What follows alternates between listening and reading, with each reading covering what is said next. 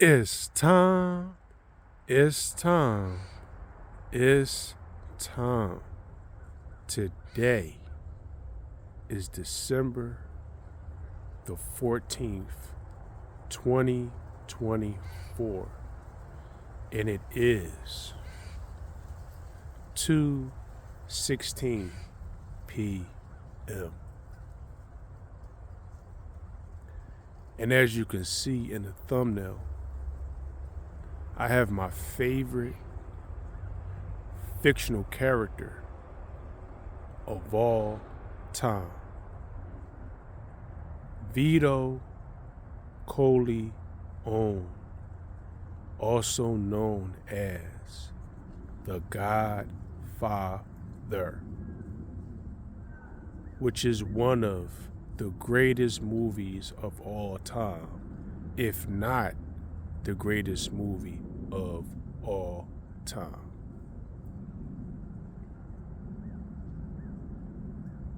To the right, we have the older Vito Corleone, played by legendary actor Marlon Brando. And to the left, we have the younger Vito Corleone, played by also legendary actor Robert De Niro. Both actors won Oscars for playing Vito Corleone.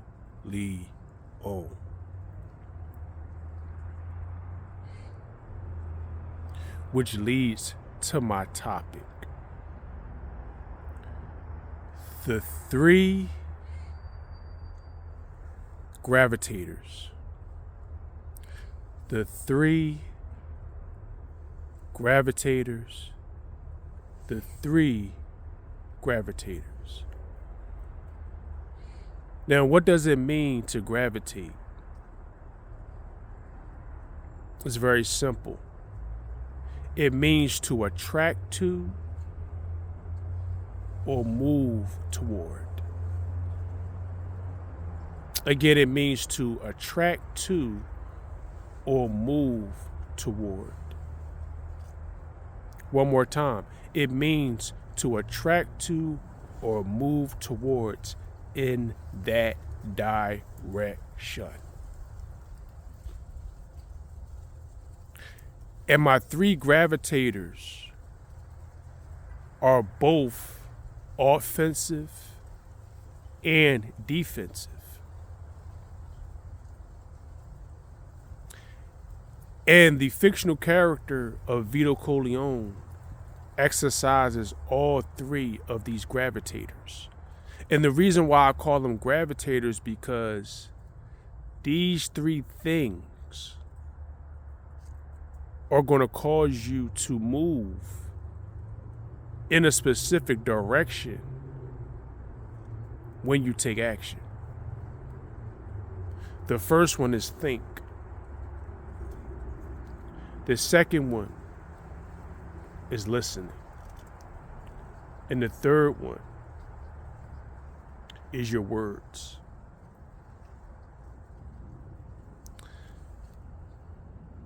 Now, Vito Corleone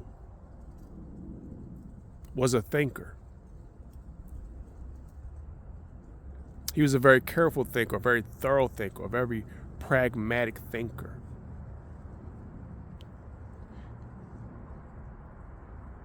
He could always predict future events. The one thing Michael Corleone, who was the youngest son and successor of Vito Corleone, learned from Vito Corleone was to try to think like everybody around you think. And in my life, from my experience, the only way to pretty much beat an opponent is to think how they think. Okay? When it comes to being competitive, you got to think how they think. What would they do in this situation? Okay. Vito Corleone was a thinker, and a chess thinker at that. Make sure y'all check out my short I did today. Success alert number 22. He was a thinker. He didn't just act, because he had to think about himself, and he had to think about his family, which was number one to him, because his family was taken away from him at a young age. So family was everything to Vito. So he couldn't just make decisions. He couldn't just make moves on the chessboard. He couldn't just move the pieces like checkers. He had to think, how will this move affect myself and my family? And that's one of the things that I need to do in my life. I need to think, okay, how is my decisions affecting myself and the people that love me, the people that care for me, the people that want me to be successful? I could care less about the people that don't want me to be successful. Okay? And as a thinker, you have to always be thinking ahead. You have to always use logic. And Vito Corleone was a master of logic. A master of what made sense. A master of what's the best thing to do and not what I want to do. Okay? And everything starts up here. Everything starts with a thought.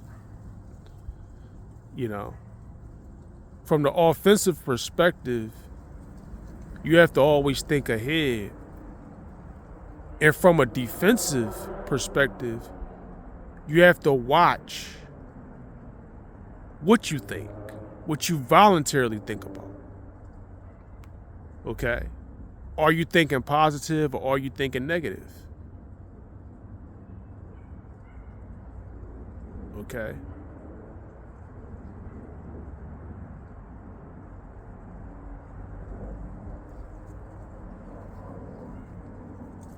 And in life, you have to pretty much understand that everything starts in the mind. That's why this is the first gravitator. There is no action unless you think, whether you think short term or whether you think long term. Okay? And in my life, I am a natural thinker. And there's been times in my life where I didn't think things through. And there's been times in my life where I did think things through. Okay? So the first gravitator is thinking what you think. Being a long-term thinker, being that marathon thinker. And also watching what you think. Okay? The second gravitator, okay, is what you listen to. Okay? And also being a good listener. Like I said, these gravitators serve as an offensive and a defensive tools. Okay? Within taking action. As a listener, you have to watch who you listen to, what you listen to, because that affects you. That affects your mind. Okay? If you listen to negative rap music, if you listen to positive rap music, it's going to affect you differently. If you listen to depressive music about breakup, you know, if you've gone through a breakup, that's only going to make the breakup worse. If you listen to an uplifting song after a breakup, that's going to give you the strength and the confidence to overcome the breakup.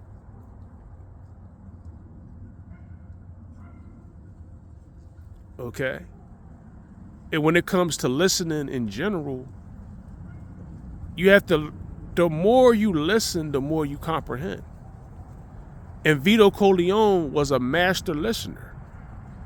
And I've noticed from Vito Corleone, whether it was Marlon Brando's character or Vito Corleone's character, he was a good listener, which caused him to be able to exercise the first gravitator and the last gravitator. Okay? When I listen to people, I comprehend. And if I have something to say, I have something to say. If I don't, I don't. Okay? And the final gravitator is what you say. Vito Corleone was a man of very few words, but when he did speak, it was something of substance. And I put my hand up. There's been times where I've put my foot in my mouth. And once your foot is in your mouth, it's in your mouth. Now you got to take it out. When you could have avoided putting your foot in your mouth. Okay? And I'm going to give a spoiler alert. There's a scene in The Godfather Part 1 where Sollozzo and Vito is having a meeting. And there's the infamous outburst by Sonny Corleone, which is the eldest son of Vito Corleone. And once he said that outburst, he couldn't take it back. And that outburst led to the events that happened after that, my opinion. Okay? Vito Corleone was a man of very few words, and his successor, Michael Corleone, was a man of very few words. And Michael's successor, Vincent Mancini Corleone, became a man of very few words at the end of The Godfather 3. Spoiler alert. The more you talk, the more you reveal yourself. Okay? The more you reveal yourself. So it's very important that you watch what you say. From that, and that's from a defensive tool. Okay? That's from a defensive tool.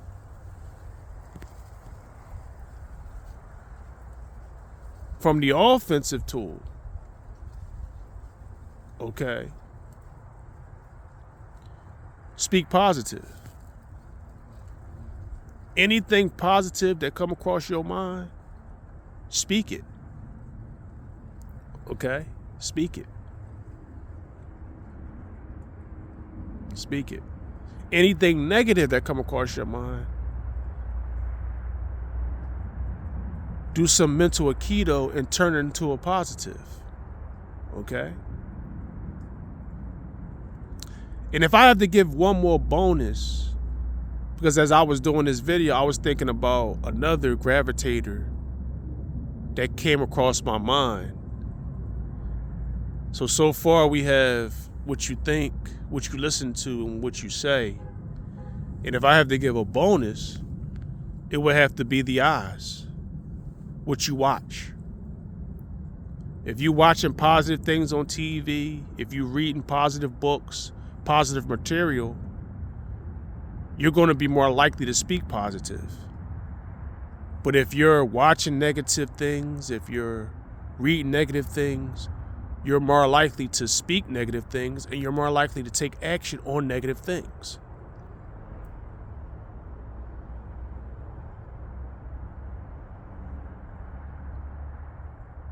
Now, Vito Corleone was a very simple man.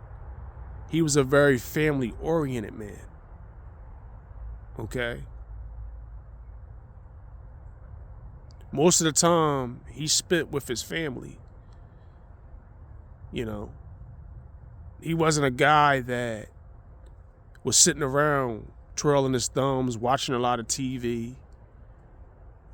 He was about his family. He was about providing for his family. He was about building a better life for himself and his family, because his family was taken away from him.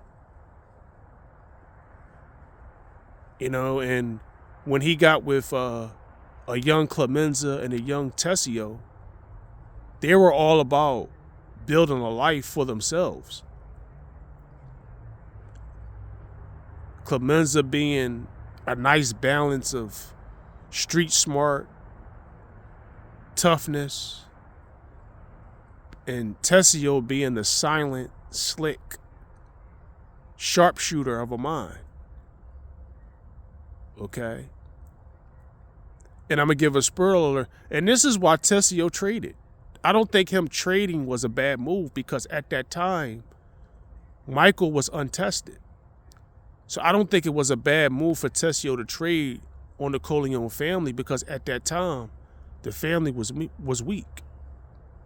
And everybody thought that Clemenza was going to trade because he made his thoughts known, which leads to my gravitators. Watch what you say. Okay? Tessio kept his thoughts to himself. Okay? Clemenza gave off the impression that he wasn't satisfied with Michael being boss, being the godfather. Tessio stayed quiet.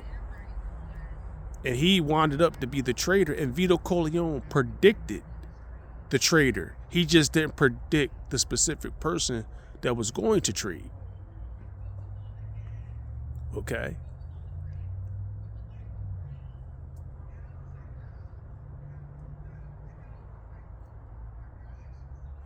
These are very important. Vito Corleone was very observant. That's how he was able to expose Don Fanucci. This is how he was able to know who was pulling the strings all along. From the time he sat down with Sollozzo to the time he gave his speech to the commission, he observed. He kept his mouth shut. And he thought about everything that happened from that point all the way up to the present. So I encourage you today, and this message goes to me first, and then it goes to you. If you're not already exercising these 3 gravitators plus a bonus one, I encourage you to do so. Because from this day forward, I'm going to think better, think logical. I'm going to watch what I listen to, and I'm going to make being a master listener a skill and a habit. I'm going to watch what I say out my mouth. Pick my words carefully. And the bonus, I'm going to watch what I expose my eyes to, and I'm going to be very, very observant.